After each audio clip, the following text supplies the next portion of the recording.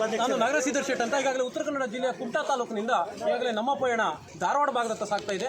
ನಮ್ಮ ಧಾರವಾಡದ ಕರ್ನಾಟಕ ರಕ್ಷಣಾ ವೇದಿಕೆ ಪ್ರವೀಣ್ ಶೆಟ್ಟಿ ಬಣದ ಜಿಲ್ಲಾಧ್ಯಕ್ಷರಾದಂತಹ ಮಂಜುನಾಥ್ ಅವರನ್ನ ಈಗಾಗಲೇ ನಾವು ಭೇಟಿಯಾಗಿ ಬಂದಿದ್ದೀವಿ. ನಮಸ್ಕಾರ ಸರ್. ನಮಸ್ಕಾರ. ನಮ್ಮ ಯೂಟ್ಯೂಬ್ ವಾಹಿನಿಗೆ ಯಾಕಂತ ಕೇಳಿದ್ರೆ ಈಗಾಗಲೇ ನಿಮ್ಮ ಏನು ಕೇಂದ್ರ ಸರ್ಕಾರದ ಏನು ರೈಲ್ವೆ ವಿಷಯಕ್ಕೆ ಸಂಬಂಧಪಟ್ಟಂತೆ ಕೇಂದ್ರ ಸರ್ಕಾರ ತರುವಂಥ ಒಂದು ಮೊಲತಾಯಿ ಧೋರಣೆ ದ್ವಂದ್ವ ನೀತಿಯನ್ನು ವಿರೋಧ ಮಾಡಿ ಈಗಾಗಲೇ ಹೋರಾಟವನ್ನು ಮಾಡಿದ್ದೀವಿ.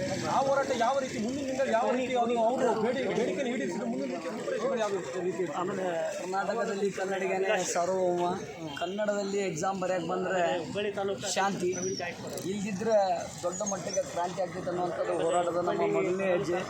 ಕರ್ನಾಟಕ ರಕ್ಷಣಾ ವೇದಿಕೆ ಪ್ರವೀಣ್ ಶೆಟ್ಟಿ ಬಣ ಇಂದು ಕೂಡ ರೈಲ್ವೆ ಇಲ್ಲಿ ಕನ್ನಡಕ್ಕೆ ಅನ್ಯಾಯ ಆದಾಗ ಪ್ರಶ್ನಾ ಪತ್ರಿಕೆ ಆಗಿದ್ದು ಕರ್ನಾಟಕ ರಕ್ಷಣಾ ವೇದಿಕೆ ಪ್ರವೀಣ್ ಶೆಟ್ಟಿ ಬಣದ ರಾಜ್ಯಾಧ್ಯಕ್ಷರಾದಂಥ ಪ್ರವೀಣ್ ಕುಮಾರ್ ಶೆಟ್ಟಿ ಅವರು. ಅದಕ್ಕೆ ನಮ್ಮ ಹೋರಾಟ ಹೆಂಗಿರ್ತದೆ ಅಂದರೆ ಅವ್ರ ಪ್ರೀತಿಯಿಂದ ನಮ್ಮ ಸೌಹಾರ್ದತೆಯನ್ನು ಕೇಳಿದರೆ ಶಾಂತಿ, ಇಲ್ಲಾಂದ್ರೆ ನಮ್ಮ ಹೋರಾಟ ಮುಂದಿನ ದಿನಗಳಲ್ಲಿ ಬಹಳ ಉಗ್ರವಾಗ್ತೈತೆ ಅನ್ನುವಂಥ ಮಾತನ್ನು ಹೇಳಲಿಕ್ಕೆ ತಮ್ಮ ವಾಹಿನಿ. ಆಯಿತು. ಈಗಾಗಲೇ ಮಂಜುನಾಥ್ ಅವರೇ, ಈಗಾಗಲೇ ನೀವು ಧಾರವಾಡದ ಮಟ್ಟಿಗೆ ಹುಬ್ಬಳ್ಳಿ ಮಟ್ಟಿಗೆ ಹೋರಾಟವನ್ನು ಕೈಗೊಂಡಿದ್ದೀರಿ. ಈಗಾಗಲೇ ನಮ್ಮ ನಿಮ್ಮ ರಾಜ್ಯಾಧ್ಯಕ್ಷರು ಏನಿದ್ದಾರಲ್ವ ಅವರ ಒಂದು ನೇತೃತ್ವದ ರಾಜ್ಯ ಮಟ್ಟದಲ್ಲಿ ಈ ಹೋರಾಟವನ್ನು ಹಮ್ಮಿಕೊಳ್ಳುವಂಥ ಸಾಧ್ಯತೆಗಳು ಏನಾರು ಇದ್ದಾವ?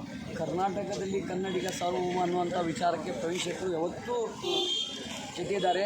ಈ ಹೋರಾಟ ರಾಜ್ಯ ವ್ಯಾಪ್ತಿಯಲ್ಲಿ ಹೊಸರಸುವಲ್ಲಿ 2 ಮಾತಿಲ್ಲ ಅನ್ನೋಂಥ ಮಾತಿದ್ದೀನಿ. ಮುಂದಿನ ದಿನಗಳಲ್ಲಿ ರಾಜ್ಯ ವ್ಯಾಪ್ತಿಯಲ್ಲಿ ಕೂಡ ಹೋರಾಟ ಆಗ್ತಿದೆ ಅನ್ನೋಂಥ ಮಾತು ಹೇಳಲಿಕ್ಕೆ ಇಷ್ಟಪಡ್ತಾರೆ. ಆಯ್ತು. ಈಗಾಗಲೇ ನೀವು ಬೆಂಗಳೂರು ಮಟ್ಟದಲ್ಲಿ ಈಗಾಗಲೇ ಹುಬ್ಬಳ್ಳಿ ಮಟ್ಟದಲ್ಲಿ ಆಗಿದೆ. ಈ ಬೆಂಗಳೂರು ಮಟ್ಟದಲ್ಲಿ ಯಾವ ರೀತಿಯಾದಂಥ ಈ ಹೋರಾಟದ ಒಂದು ಬಿಸಿಯನ್ನು ತಪ್ಪಿಸುವಂಥ ಕೇಂದ್ರದ ರೈಲ್ವೆ ಮಂತ್ರಿಗಳಿಗೆ ಹೋಗಿ ಭೇಟಿಯಾಗುವ ವ್ಯವಸ್ಥೆ ಮಾಡ್ತೀವಿ.